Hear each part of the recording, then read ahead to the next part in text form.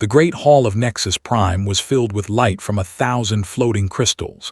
Delegates from 12 alien species sat in their assigned places, their shapes and colors as different as the worlds they came from. Some had scales, some had fur, some had no solid form at all, but they all shared one thing in common. They believed themselves to be the true powers of the galaxy. Ambassador Daniel stood at the central podium. He was a tall man with gray hair and tired eyes. He had served the Galactic Council for 30 years. His father had served before him. His grandmother had been among the first humans to set foot on this very station. 300 years of service. 300 years of humans solving problems, building bridges, and keeping the peace. And in all that time, not once had the Council given humanity a permanent seat at the high table. Daniel looked down at his notes. He had prepared a speech. He had spent weeks writing it, choosing every word with care. It was a good speech. It talked about cooperation. It talked about shared destiny. It talked about the bonds between species that could not be broken. He folded the paper and put it in his pocket. High Counselor of the Dominion rose from his elevated seat. He was a massive creature with dark blue skin and 4 arms. His voice rumbled like distant thunder when he spoke. "The Council has heard the human petition for permanent membership," said. "We have considered it carefully. The vote is complete." Daniel waited. Behind him, Lieutenant Morgan stood with her hands clasped. She was young, barely 30, but she had been his aide for 5 years. She knew what was coming. They both did. "The petition is," continued, "by a vote of 9-3. Humanity will remain in its current position as an associate member with limited privileges." A murmur passed through the hall. The delegate, a thin creature with silver eyes, made a sound that might have been laughter.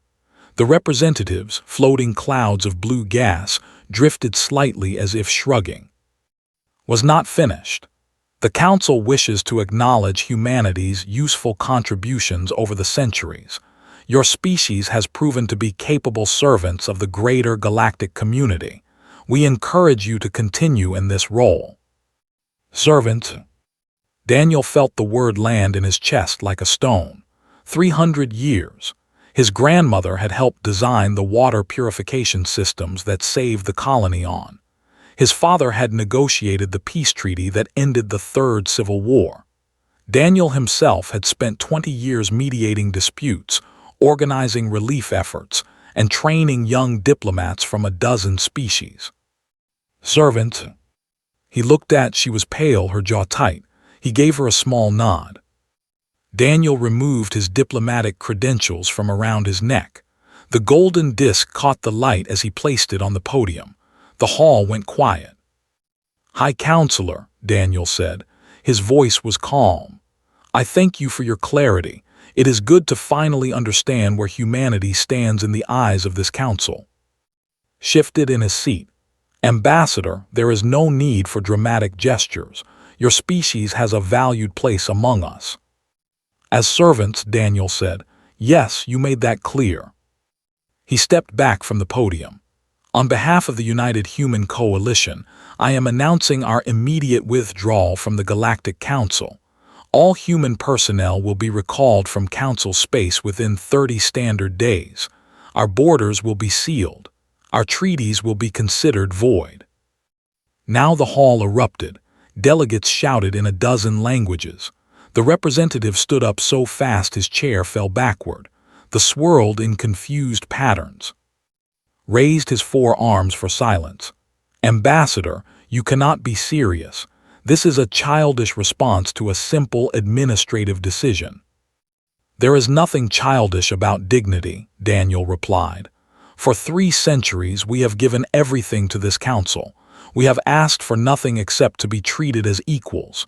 You have made your answer clear. We accept it." He turned to leave, fell into step beside him. "You will regret this," called after him. "Humanity cannot survive alone. You need the council." Daniel stopped at the door. He turned back, and for the first time he smiled. It was a sad smile, full of years and disappointment. "Perhaps," he said, but I think you may find that the opposite is also true. The doors closed behind them. In the weeks that followed, human ships departed from every corner of Council space. They left quietly, without anger or drama. Scientists packed up their laboratories. Doctors said goodbye to patients. Engineers handed over maintenance schedules that nobody bothered to read. On 7, a human agricultural specialist named Greg Palmer spent his last day walking through the fields he had tended for 20 years. A young farmer floated beside him. "Will you come back?" they asked. Greg shook his head. "I don't think so, but you'll be fine. Just follow the rotation schedule I left you, and watch the nitrogen levels in Sector 12. They made a sound like wind through leaves. "We will miss you, Greg Palmer." "I'll miss you too," Greg said. He meant it. On the border station of Gateway 7, the last human transport prepared to depart. Thousands of people filed aboard, carrying their belongings in simple bags. They did not look angry. They looked tired. They looked relieved. Captain Amy stood on the observation deck, watching the Council ships that had gathered to observe the departure.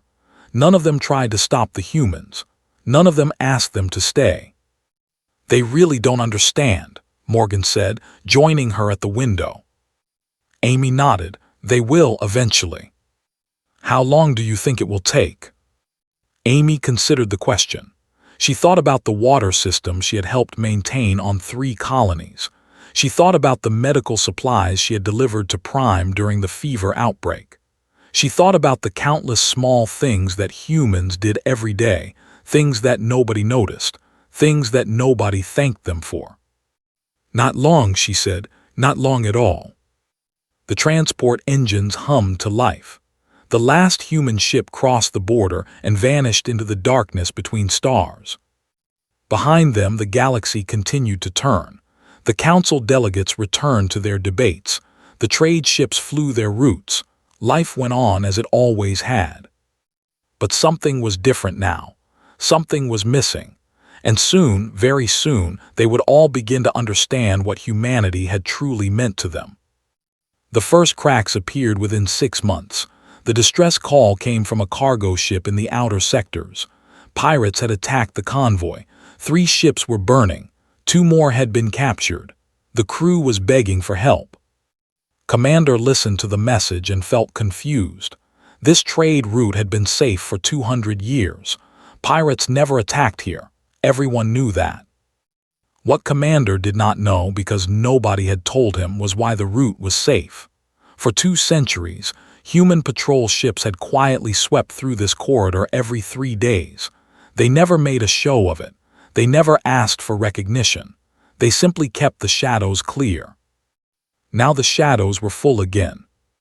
Sent his own fleet to deal with the pirates. His ships were bigger.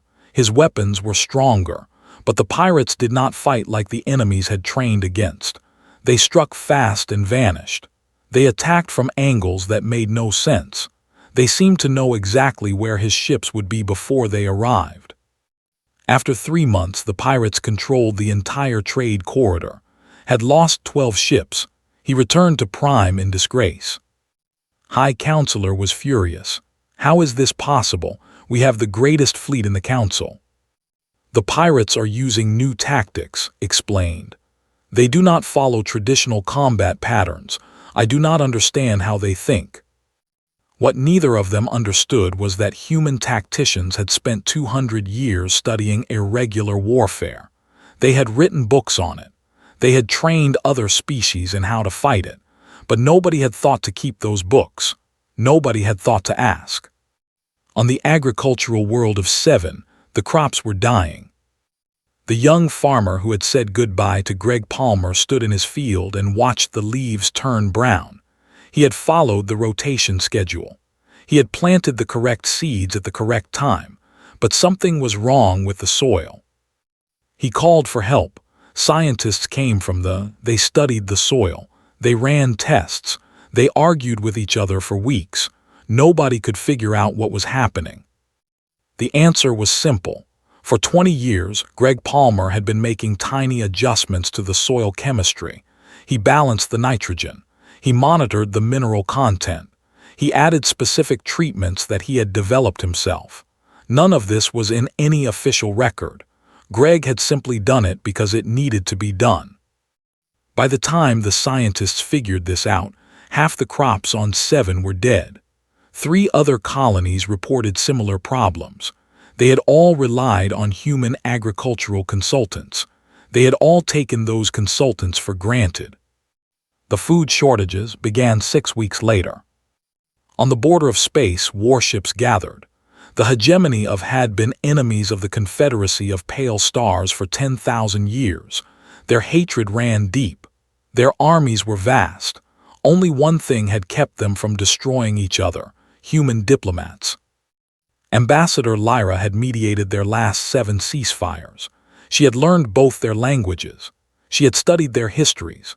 She had spent decades building relationships with leaders on both sides.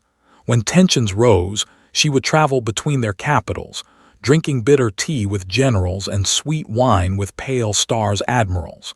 She found common ground where none seemed to exist. But Lyra was gone now. She had retired to a quiet moon in human space, far from council politics, and without her there was nobody to hold the line. The ambassador spoke first. "You have violated our territory. This is an act of war." The Pale Stars ambassador responded, "Your ships crossed the neutral zone. We were defending ourselves." They argued for 3 days. Neither would yield. Neither would compromise. On the 4th day, the fleet opened fire. Counselor of the watched these events unfold with growing horror. She was young for a council member, barely 200 years old. She had laughed when the humans left. She had thought it was funny that they were so upset about not getting a seat at the high table. What did it matter? They were just humans. There were so many of them, running around doing small jobs. Surely anyone could do what they did. Now she was not so sure. Began to dig through old records. She searched archives that had not been opened in decades. She found reports that had been filed and forgotten. And slowly, piece by piece, she began to understand the truth. Humans had been involved in resolving 412 major conflicts in council space. They had developed 937 medical treatments adapted for alien physiologies.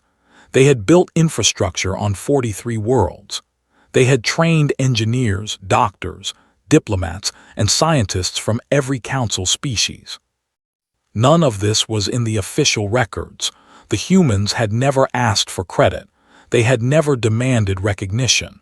They had simply done the work because it needed to be done. Compiled her findings into a report. She called it the Human Record. It was 3,000 pages long. It documented every contribution, every achievement, every quiet miracle that humanity had performed over 3 centuries. She presented it to the council.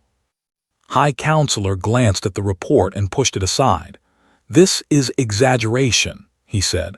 "Propaganda from a junior member with strange ideas." "The evidence is clear," insisted. "We have made a terrible mistake. We must reach out to the humans. We must ask them to return." "We will do no such thing," said. His voice was cold. "The Dominion does not beg. The humans chose to leave. Let them stay gone." Looked around the chamber. She saw the other delegates avoiding her eyes. They were all thinking the same thing. This was not their problem. Someone else would fix it. Someone always did. But there was no one else now. The someone who always fixed things was gone. She gathered her report and left the chamber. She did not give up. She made copies. She sent them to every delegate. She spoke to anyone who would listen.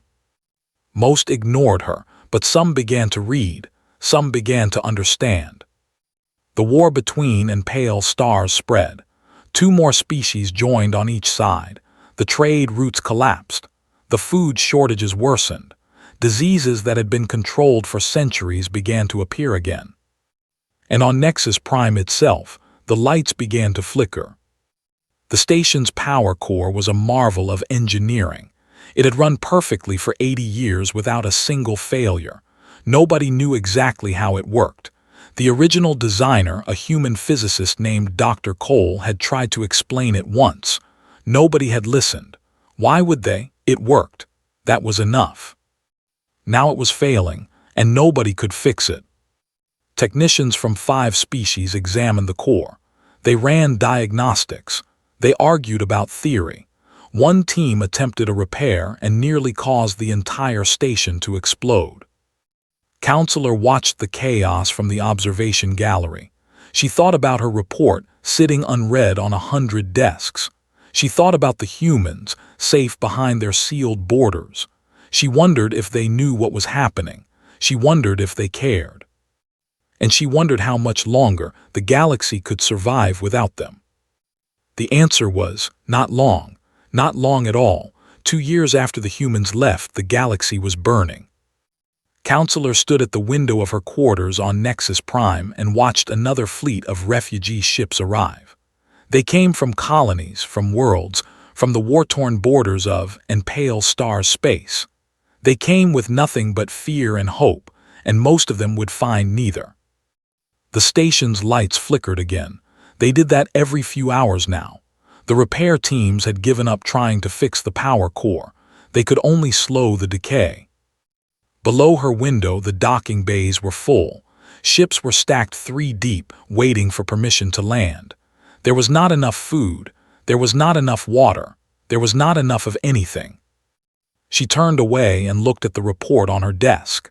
The human record, 3,000 pages of evidence, 3,000 pages of truth that nobody wanted to hear. But some were listening now. They had no choice. The war between and pale stars had pulled in 6 other species. What began as a border dispute had become the largest conflict in galactic history. Billions had died. Entire worlds had been destroyed. And still the fighting continued, driven by hatred so old that nobody remembered why it started. Human diplomats had managed that hatred for centuries. They had not ended it. Nobody could end it, but they had contained it. They had built walls of treaties and agreements that kept the fire from spreading.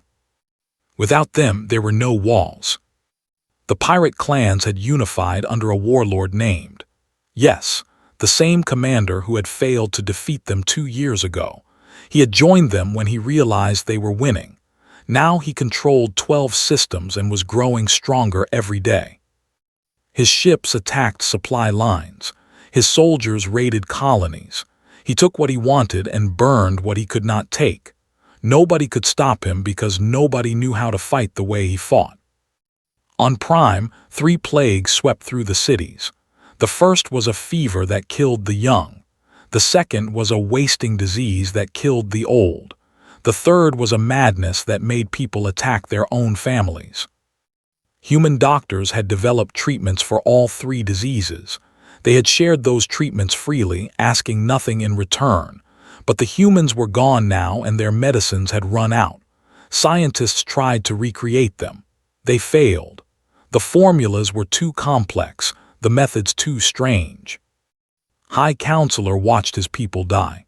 He sent ships to beg for medicine from other council species. They sent back empty promises. Everyone was fighting their own disasters. Nobody had anything to spare. He sat alone in his chambers and thought about the day he had called humans useful servants. He thought about the look in Ambassador Daniel's eyes. He had thought it was weakness. He understood now that it was disappointment. It was the look of someone who had given everything and received nothing. Had never felt shame before. His species considered it a weakness.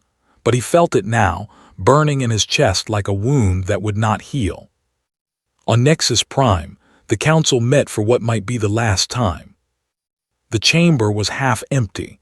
Some delegates had fled to there, some had died in the fighting, some had simply given up. Those who remained sat in silence, waiting for someone to speak. Counselor rose. She was thin now, worn down by 2 years of fighting for a truth nobody wanted to hear, but her voice was strong. "I have updated the human record," she said. "The full cost of our mistake is now clear. Since humanity's departure, we have lost 47 worlds to war, famine, and disease. Estimated deaths across Council space exceed 12 billion. Our economy has collapsed. Our fleets are scattered. Our people are losing hope." She paused. The silence was absolute. "We did not understand what humans were," she continued. "We thought they were servants because they did servants' work. We were wrong. They were the immune system of our civilization. They fought infections we did not even know existed. They healed wounds we did not know we had. And when they left, we discovered how sick we truly were." She looked directly at, "We must contact them. We must ask them to return. It is our only hope." Was silent for a long moment. His forearms hung limp at his sides. When he spoke, his voice was quiet. "I have already tried." The chamber stirred. Delegates whispered to each other. "3 days ago," said, "I sent a private message to the last known human frequency. I used all my emergency codes. I begged them to send help to Prime. My people are dying. I had no pride left to protect."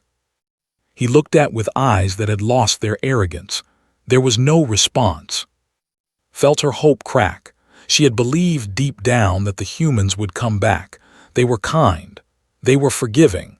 Surely they would not let billions die out of spite.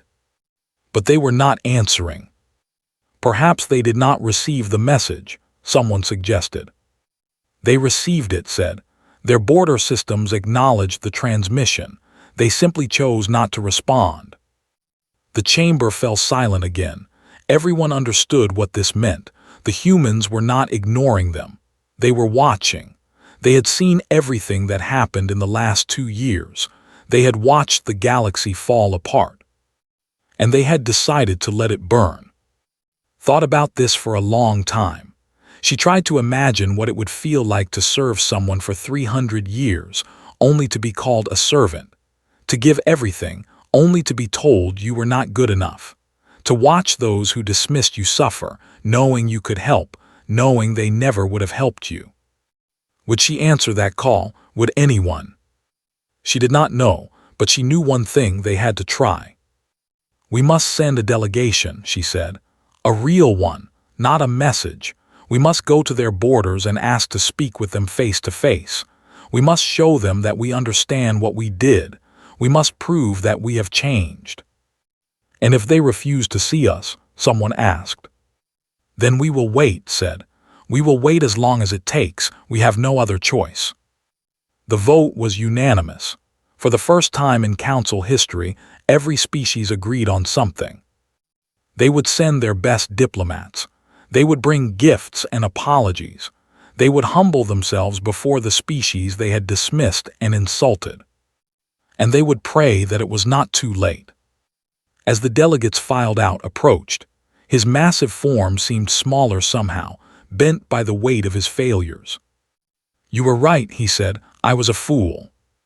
"We were all fools," she replied, "but perhaps we can learn to be wise." He nodded slowly. "I will lead the delegation myself. If anyone should kneel before the humans, it should be me. I caused this.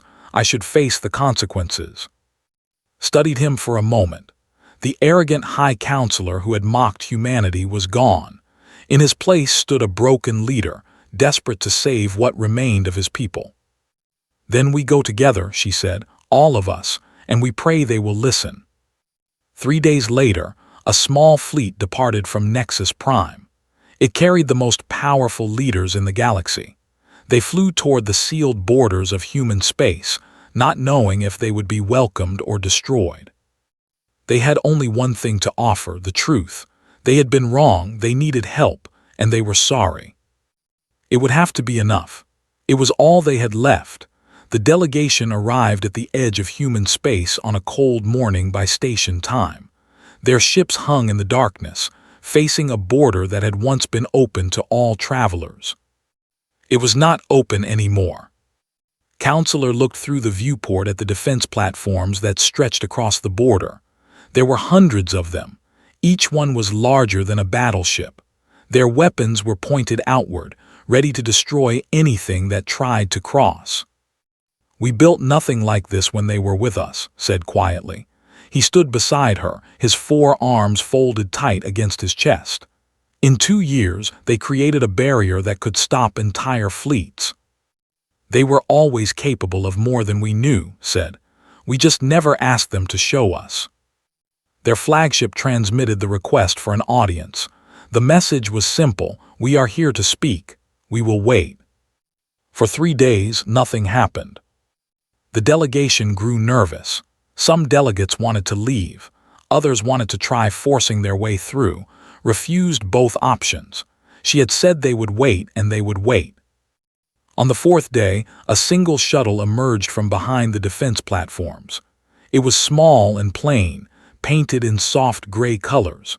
It approached the delegation's flagship and requested permission to dock. Captain Amy stepped out of the shuttle. She was the same woman who had watched the last human transport leave 2 years ago. Her uniform was crisp. Her expression was polite but distant. The human assembly has agreed to receive your delegation, she said. You will follow me to Earth. You will not deviate from the assigned course. You will not scan or record anything you see. Any violation will result in immediate expulsion. Opened his mouth to protest the harsh terms, touched his arm gently. He closed his mouth. We accept, she said. The journey to Earth took 6 hours. The delegation traveled through human space in complete silence, their sensors blocked, their windows darkened. They could see nothing of what lay outside. When the windows finally cleared, understood why. Earth hung before them like a jewel in the darkness. Blue oceans, green continents, white clouds swirling in perfect patterns, but that was not what made her gasp. The space around Earth was filled with ships, not military vessels, though there were plenty of those. Construction ships, research stations, cargo transports moving between gleaming orbital platforms. There was more activity in this single system than had seen in the entire Council network. They have been busy, said. His voice was hollow. They landed in a city called New Geneva. The delegation stepped out of their shuttles and looked around in shock. The city was beautiful. Towers of glass and green growing things rose toward the sky. People walked through clean streets, laughing and talking. Children played in parks filled with flowers. There was no fear in their eyes, no hunger, no desperation. They are thriving, a delegate whispered. They are doing better than they ever did with us. Watched a young human couple walk past, holding hands and smiling. She thought about the refugees crowding Nexus Prime. She thought about the plagues on Prime. She thought about the billions who had died while humanity built this paradise. She did not blame them. How could she? They had offered help for 300 years. They had been rejected. They had every right to turn away and live their own lives. But it still hurt to see. The delegation was brought to a great hall in the center of the city. The human assembly waited for them there. Chancellor sat at the center of a curved table, flanked by his advisors, Admiral Santos, Dr. Wells, Ambassador Lyra, who had come out of retirement for this meeting. Noticed that Daniel was not present. She wondered if he had chosen to stay away, or if he simply could not bear to see the people who had driven him out. Chancellor spoke first. Welcome to Earth. We have agreed to hear your petition. Please proceed. Stepped forward. She had prepared a speech, but looking at the faces before her, she realized that no prepared words would be enough. She had to speak from her heart. Chancellor, she began, I am counselor of the... 2 years ago I laughed when your people left the council. I thought it was a small thing. I thought you were weak for caring about a seat at the high table. I was wrong. She pulled out a small data chip. This is the human record. I spent 2 years compiling it. It documents everything your species did for the galaxy while you were with us. 400 conflicts resolved, 900 medical treatments developed, 43 worlds built or saved. And that is only what I could find. The true number is probably much higher. She set the chip on the table. We did not understand what you were. We called you servants because you did the work of servants. We did not see that you were the ones holding everything together. We were blind and arrogant and foolish. Stepped forward. His massive form seemed to shrink as he approached the table. "I am High Counselor of the Dominion. I am the one who your petition. I am the one who called your people servants. I am the one who drove ambassador from the chamber." He lowered himself to his knees. All four of his arms touched the floor. In culture, this was the deepest form of apology, reserved for the gravest sins. "My people are dying," he said. "3 plagues sweep through our cities. We cannot stop them. Our children are sick. Our elders are gone. I have watched more death in 2 years than in my entire life before." His voice cracked. "I do not ask for myself, I deserve nothing, but my people did not choose my arrogance. They should not pay for my sins. Please, help them. I will give anything, do anything, just save them." The hall was silent. Saw the human advisors exchange glances. She could not read their expressions. Chancellor stood. He walked around the table and approached. For a long moment, he simply looked at the kneeling counselor. "Stand up," he said finally. Rose slowly, his eyes wet with shame and hope. "We have watched everything that happened since we left," said. "We saw the wars, we saw the plagues, we saw the suffering. Some of my people wanted to help immediately, others wanted to let you burn. The debate has been ongoing for months." He turned to look at the other delegates. "You are not the first to contact us. Others sent messages. Some begged, some demanded, some threatened. We ignored them all." Felt her heart sink. "But you are the first to come here in person," continued. "You are the first to admit you were wrong. You are the first to ask instead of demand." He walked back to his seat. "We will discuss your petition. You will have our answer tomorrow. Until then, you are our guests. Please rest and eat. Whatever else happens, you will be treated with kindness while you are here." The delegation was led to comfortable quarters. Food was brought. Beds were prepared. The humans who served them were polite and gentle, as if the last 2 years of silence had never happened. Could not sleep. She sat by the window and looked out at the beautiful city, wondering what the morning would bring. She thought about Lyra sitting at the table. The old ambassador had not spoken during the meeting, but had seen her eyes. There was sadness there. There was also something that might have been hope. Perhaps that was enough. Perhaps, after everything that had happened, hope was still possible. She would know soon. One way or another she would know. The night passed slowly, full of silence and prayers. The morning came slowly. Had not slept. She watched the sun rise over New Geneva, painting the towers in shades of gold and pink. It was beautiful. Everything on earth was beautiful. She wondered if she would ever see it again after today. The delegation was summoned to the great hall at midday. They walked through the clean streets in silence, each lost in their own thoughts.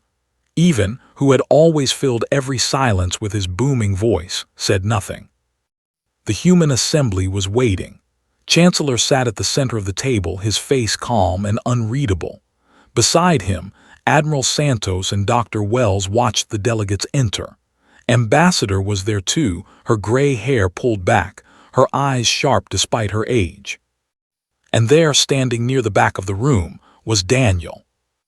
His breath caught. He looked older than she remembered. His hair had gone completely white, but his eyes were the same, tired, kind, and full of something she could not quite name. The hall fell silent. "We have discussed your petition," he said. "The debate was long. Many opinions were shared. In the end, we reached a decision." He paused, felt her heart stop. "Humanity will return to the galactic community." Relief flooded through the delegation. The representatives swirled in joyful patterns. A diplomat actually wept, closed his eyes and lowered his head, whispering words of thanks in his native tongue. But was not finished. "However," he continued, "we will not return as we were. We will not be servants. We will not be helpers who work in silence while others take the credit. Those days are over." He looked at each delegate in turn. "If we return, it will be as equals, full partners in the council. Our representatives will have the same rights and privileges as any other species.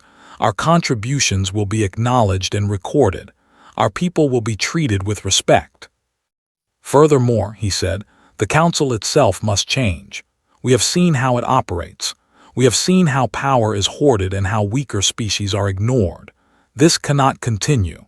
The council must be rebuilt on principles of fairness and mutual aid. No species should ever again be treated as we were treated. Stepped forward. We accept all of it. We will restructure the council however you wish. It is not about what we wish, said. It is about what is right. We are not asking for power over you. We are asking for partnership with you. There is a difference. Spoke, his voice rough with emotion. Chancellor, I give you my word. The Dominion will support these changes. We will fight for them if necessary, whatever it takes to make things right. Nodded slowly. We believe you. That is why we are agreeing to return. He gestured to his advisors. We will begin immediately. Dr. Wells will lead a medical team to Prime. Admiral Santos will take a fleet to deal with the pirate warlord. Ambassador has agreed to mediate the and Pale Star's conflict, and our engineers will repair the Nexus Prime power core within the week. The delegation listened in amazement. The humans had already planned everything. They had been ready to help for months, maybe longer.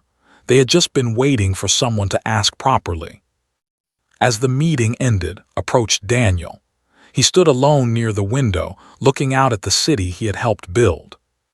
Ambassador, she said, thank you for coming today. He turned to look at her. I am not an ambassador anymore. I retired after we left. You should be here anyway, she said. You deserve to see this. He was quiet for a moment. I watched the recording of your presentation, the human record, 3,000 pages. It was not enough, she said. The true number of things your people did is beyond counting. But you tried, he said. You spent 2 years trying to make people understand. That matters. She felt tears building in her eyes. I am sorry for everything, for what we did to you, for what we failed to see. He looked at her with those tired, kind eyes. Apologies are good, but what matters more is what comes next. Will you be different? Will your people truly change? I do not know, she admitted, but I will spend the rest of my life trying to make sure they do. He smiled. It was a small smile, but it was real. Then there is hope. That is all any of us can ask for. The human ships returned to the galaxy like a wave of light. On Prime, Dr. Wells and her team landed in the midst of the plague. They set up hospitals. They distributed medicine. They worked day and night, sleeping in shifts, pushing themselves beyond exhaustion. Within 6 weeks, all 3 plagues were controlled. Within 3 months, they were gone. Met Dr. Wells personally to thank her. She shook his hand and told him it was what humans did. They helped. It was simply who they were. In the war-torn space between and Pale Stars, Ambassador performed one last miracle. She invited the leaders of both sides to Earth for peace talks. She sat them down in a comfortable room with good food and strong drinks. She let them talk. It took 9 days. There was shouting. There were threats. Twice, delegates stormed out and had to be coaxed back, but never gave up. She listened. She translated. She found the tiny points of agreement buried under mountains of hatred. On the 10th day, a ceasefire was signed. It was not peace. Real peace would take generations, but it was a beginning. Admiral Santos dealt with the pirate warlord personally. His fleet was small compared to the forces the pirates had gathered. But human ships were fast, smart, and crewed by people who had spent 2 years preparing for exactly this kind of fight. The battle lasted 3 hours. The warlord's flagship was surrounded before he even realized he was losing. He surrendered when Admiral Santos gave him a choice, prison or death. Most of his followers chose prison too. They had never really wanted to fight. They had just wanted someone to follow. On Nexus Prime, human engineers arrived with tools and knowledge that nobody else possessed. They studied the failing power core. They ran calculations. They argued cheerfully among themselves about the best approach. Dr. Cole, now 93 years old, watched through a holographic connection from Earth. He had designed the core 80 years ago. He still remembered every circuit. "The problem is in the phase alignment," he said. "Third junction, lower left quadrant. Whoever tried to repair it knocked the resonance pattern out of sync." The engineers found the problem exactly where he said it would be. They fixed it in 4 hours. The lights of Nexus Prime burned bright and steady for the first time in years. 1 year after humanity's return, a ceremony was held in the rebuilt council chamber. A new seat had been added at the center of the circle, larger than the others, symbolizing not dominance but importance. Chancellor took his place there. Around him sat the representatives of 12 species and 1 special guest. Daniel had agreed to serve as the first human High Counselor. He had not wanted the job, but everyone agreed that he deserved it. Stood to offer an official apology on behalf of the Dominion. His words were simple and sincere. Other species followed. One by one, they acknowledged what they had done wrong and promised to do better. Accepted each apology gracefully. He reminded them that humanity had never wanted power or glory. They had only wanted to be seen as partners, not tools. The galaxy had taken them for granted, and in their absence had learned a painful lesson. But the lesson was learned now, and the future could be different. As the ceremony ended and the delegates departed, Daniel lingered in the chamber. Morgan, now a full ambassador in her own right, found him standing at the central podium, looking at the empty seats. "What are you thinking?" she asked. He was quiet for a moment. "I am thinking about my grandmother. She was one of the first humans to work on this station. She believed that if we were good enough and worked hard enough, we would eventually be accepted. And now we are," said. "Yes," Daniel agreed. "But it should not have taken this. We should not have had to leave. They should not have had to suffer. So many lives lost because of pride and blindness." Nodded, "But it is better now. We made it better." "Did we?" He turned to look at her.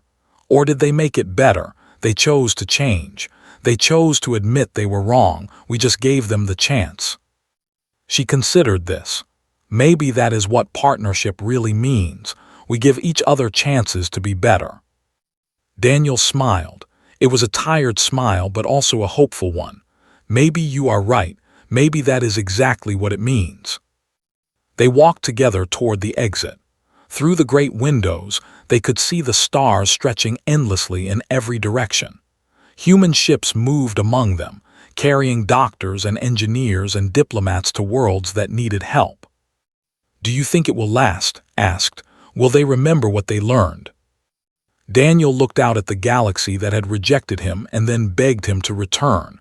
He thought about the path that had led them here. The pain, the loss, the slow understanding that had finally bridged the gap between species. "I hope so," he said.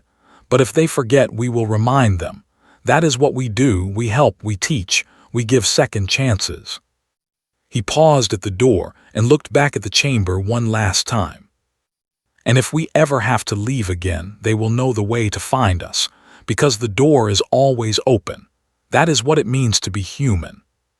He stepped through the door and disappeared into the light. The galaxy turned on. Stars were born and died. Species rose and fell.